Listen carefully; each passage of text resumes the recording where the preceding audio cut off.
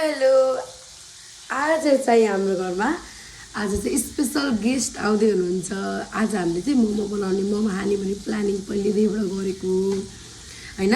अब म चाहिँ गेस्ट आउनुभन्दा नि अगाडि हाम्रो एकदम गेस्ट पाहुनाहरुमा एकदमै प्यारो मान्छे हुनुहुन्छ अनि उहाँ आउँदै हुनुहुन्छ। त्यही भएर म चाहिँ अब मोमोको लागि के थोरै तयारी गर्छु।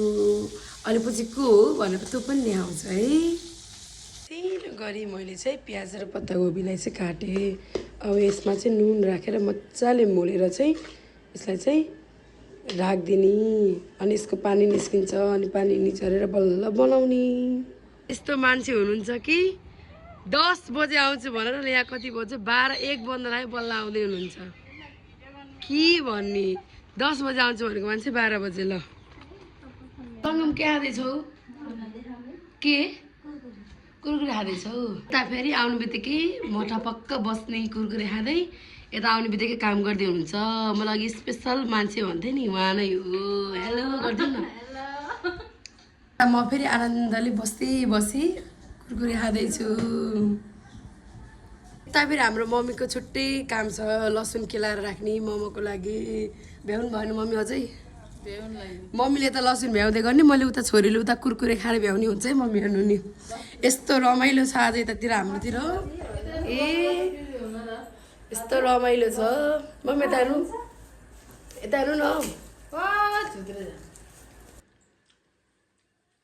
जे पनि भिडियो बनाउने के फेरि अरू पनि छ है हाल्नमै मसला गनाउँछ कि जत्रै। ल जे भन्नु के मसला हाल्ने र भयो तेल हाल्ने कि नै रानी ज्वाइए पार्ने होला नि। तेल त ल भयो कि अझै नै केमा रेडी भइसकेको छ। यहाँ चाहिँ पिठो चाहिँ डल्लो पारेर प्लास्टिकमा यहाँ नयाँ तरिकाले सिक्दैछौँ। यतापट्टि चटनीको लागि तयारी गर्दै हुन्छ यतापट्टि फेरि तिलको लागि तयारी गर्दै हुनुहुन्छ। मम्स यता हेर्नुहोस् त।